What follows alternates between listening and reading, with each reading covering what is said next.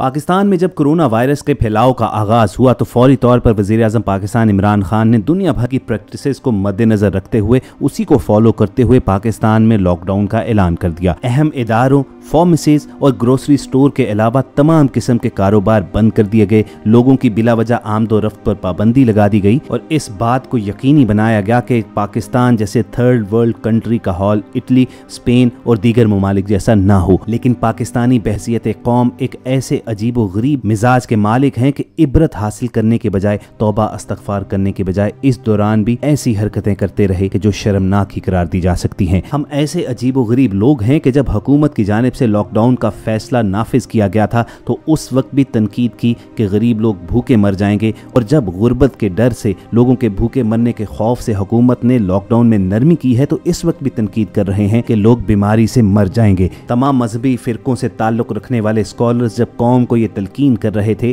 कि हुकूमत के अहकामात पर अमल करना ऐन शरीयत है, तो वॉइस डेली की आज की वीडियो में आपको इस कौम की मुनाफकत के चंद नमूने दिखाएंगे कि हर वक्त हया और ईमानदारी का दर्स देने वाली ये कौम जब मौका मिलता है तो हाथ मारने से नहीं चूकती। लेकिन वीडियो के बाकायदा आगाज से पहले आप रेड बटन पर क्लिक करके और बेल आइकॉन को प्रेस करके वॉइस डेली के सब्सक्राइबर बनना मत भूलिए ताकि इन्फॉर्मेटिव वीडियोस आपको हर वक्त और बर वक्त मिलती रहें। दोस्तों, बहसियत कौम हमारा मिजाज ये बन चुका है कि दूसरों को तो हम बड़े शौक से नसीहत करते हैं, लेकिन जब खुद उस पर अमल करने की बारी आती है तो यकसर उन नसीहतों को नजरअंदाज कर देते हैं। यानी हमारी कौम में कोलो फेल का तजाद बहुत है। हम इटली, स्पेन, जर्मनी और अमेरिका की कहानियां सुनाकर लोगों को डराते तो बहुत हैं कि वहां पर जब कौम ने बदएहतियाती की तो उसकी उन्हें क्या सजा मिली है, लेकिन जैसे इस बीमारी को खुद भी दावत दे रहे हैं कि आओ जरा हमें भी मजा चखाओ। जब हुकूमत की जानिब से ये ऐलान किया गया था कि सख्ती से तमाम कारोबार बंद रखे जाएंगे, सिवाय ग्रोसरी स्टोर्स के और फार्मेसीज के कोई कारोबार नहीं खुलेगा,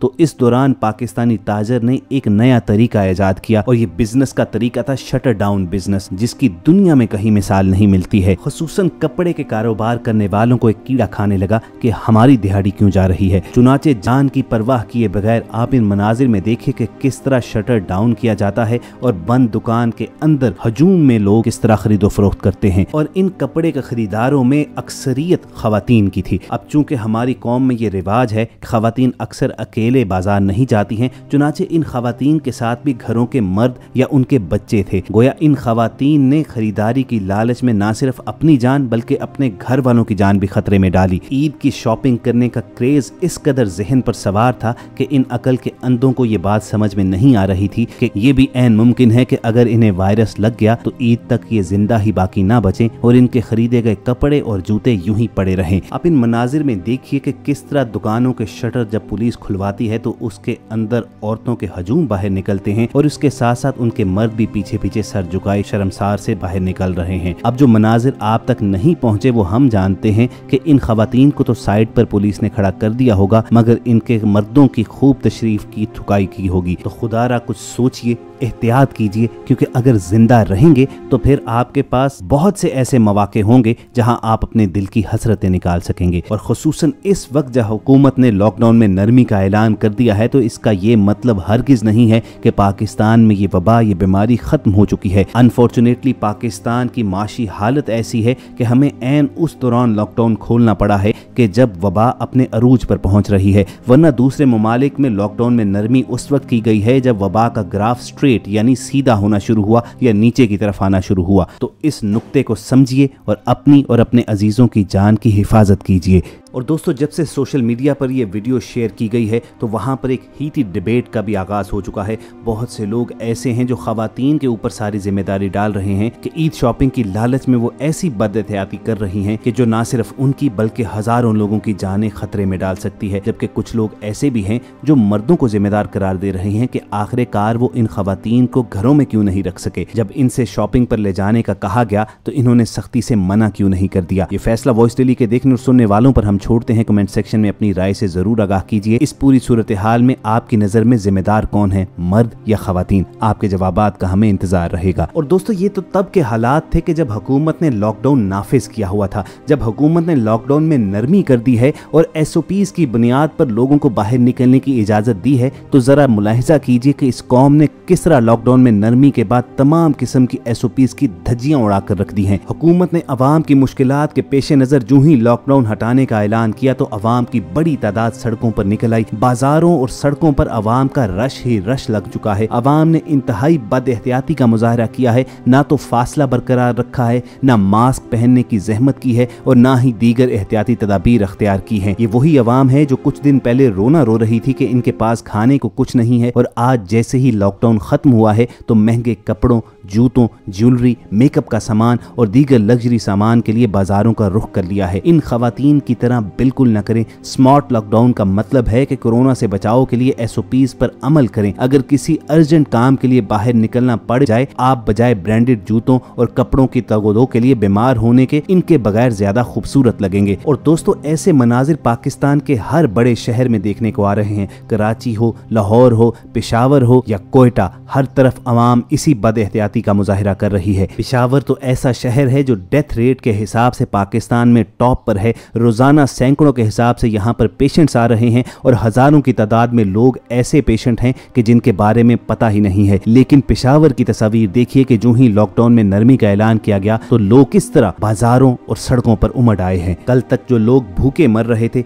गवर्नमेंट को गालियां दे रहे थे कि हम सफेद पोश लोगों की जमा पूंजी, पैसा खत्म हो चुका है, इतने लोगों की नौकरियां खत्म हो गई हैं, और आज शहर की दुकानें खुलने के बाद तस्वीरें देखकर आपको क्या लगता है कि ये वही कौम है जो कल तक भूख से परेशान थी, या ये वो कौम है जिसके पास पैसे मौजूद नहीं थे और आज ये बाजारों में शॉपिंग के लिए आई हुई है। और कुछ वालिदैन ने तो बद एहतियाती की हद ही कर दी है कि छोटे बच्चों को भी बाजार शॉपिंग करवाने के लिए ले आए। अजीब बात एक ये थी कि एक तस्वीर में वालिदा ने कोरोना से बचाव के लिए मास्क पहन रखा था, लेकिन बेटी को मास्क के बगैर छोड़ रखा था। लाहौर में इचरा बाजार और आजम क्लॉथ मार्केट में जहां आम दिनों में तिल धरने की जगह नहीं होती, वहां भी हालत इंतहाई खराब थी। महंगे जूतों, कपड़ों और दीगर सामान के लिए लोगों ने तमाम एहतियाती तदाबीर को एक तरफ फेंक दिया और एक दूसरे को धक्के देकर पहले सामान लेने की कोशिश करते रहे। सोशल मीडिया पर लोग ये कहते रहे कि अभी चंद रोज पहले तक यही अवाम भूख अफलास से मर रही थी और लॉकडाउन में नरमी होते ही ये काम पर जाने के बजाय बाजारों का रुख कर बैठी है। लोगों का कहना था कि ये अवाम कभी सुधरने वाली नहीं है, इन्हें ना अपनी जान की परवाह है ना दूसरों की। हम कौम नहीं बल्कि हजूम है, इसलिए हुकूमत फिल फौर लॉकडाउन नाफिज करे। तो दोस्तों, आप भी कमेंट सेक्शन में हमें अपना फैसला सुनाइए कि क्या आपकी नजर में हुकूमत ने लॉकडाउन में नरमी करके दुरुस्त फैसला किया है या बहुत बड़ी गलती का इर्तिकाब कर दिया है और पाकिस्तान में कोरोना का टाइम बॉम्ब फटने वाला है। जहां तक ताल्लुक है तिब्बी माहिरीन का, तो वो तो हुकूमत के इस फैसले को तनकीद का निशाना बन रहे हैं, क्योंकि पाकिस्तान दुनिया में वो पहला मुल्क बनने जा रहा है जो कोरोना केसेस में तेजी आने के बावजूद लॉकडाउन में नरमी कर बैठा है। लेकिन इसके साथ साथ इकोनॉमी के एक्सपर्ट्स का ख्याल ये है कि हुकूमत के लिए मौजूदा मुल्की वसाइल को अकलमंदी से इस्तेमाल करके लॉकडाउन के दौरान गरीबों की मदद करना नामुमकिन है, चुनाचे लॉकडाउन में नरमी करना ही थी। और बहुत से लोग तो खुल्लम खुल्ला ये कह रहे हैं कि पाकिस्तान में अभी तक तो कोई भूख से नहीं मरा, लेकिन कोरोना ने जरूर कई जानें ले ली हैं, चुनाचे हुकूमत बहुत बड़ी गलती कर बैठी है। जहां तक ताल्लुक है वजीर आजम पाकिस्तान इमरान खान का, तो वो हमेशा सख्त किस्म के लॉकडाउन की मुखालफत करते रहे हैं। इस सिलसिले में वो मजदूर तबके, दिहाड़ीदार, हुनरमंद और गैर हुनरमंद अफराद, छोटे ताजरों और कारोबार करने वालों की माली मुश्किलात का जिक्र करते हैं। उन्होंने बारहा तस्लीम किया है कि हुकूमत लॉकडाउन की सूरत में कम आमदनी वाले पाकिस्तानियों को घरों तक महदूद करके उनकी माली मदद नहीं कर सकती। लाहौर में Pakistan kidney and liver institute के साबिक सरबराह डॉक्टर सईद अख्तर का कहना है कि मैं बगैर किसी इबहाम के पाकिस्तान में तबाही का तस्वुर कर रहा हूँ। वैक्सीन की गैर मौजूदगी में कोरोना वायरस का मुकाबला सिर्फ लॉकडाउन ही से किया जाता है। उन्होंने कहा कि पाकिस्तान में कोरोना मस्बत केसेस की तादाद में इजाफा और इसके साथ ही लॉकडाउन में नरमी उनके लिए एक अजीब बात है। पाकिस्तान में मई के पहले हफ्ते के दौरान कोरोना वायरस की वबा में काफी तेजी देखने में आई है और रोजाना रिकॉर्ड होने वाले मस्बत केसेस की तादाद में बड़ा इजाफा हुआ है। सरकारी एदादोशुमार के मुताबिक 1 से 7 मई के दौरान मुल्क भर में मजमूई तौर पर 9000 अफराद में कोरोना वायरस की तस्दीक हुई, जिसका मतलब है कि इन दिनों में हर रोज औसतन 1288 नए केसेस सामने आए। मई के पहले 7 दिनों के दौरान पाकिस्तान में कोरोना वायरस की वजह से मजमूई तौर पर 170 अमवात वाक़या हुई। पाकिस्तान में कोरोना के कुल पॉजिटिव टेस्ट की तादाद 30,000 के करीब पहुंचने वाली है, जबकि तकरीबन 300 अमवात भी हो चुकी हैं। और ये इतनी तशवीशनाक सूरत हाल है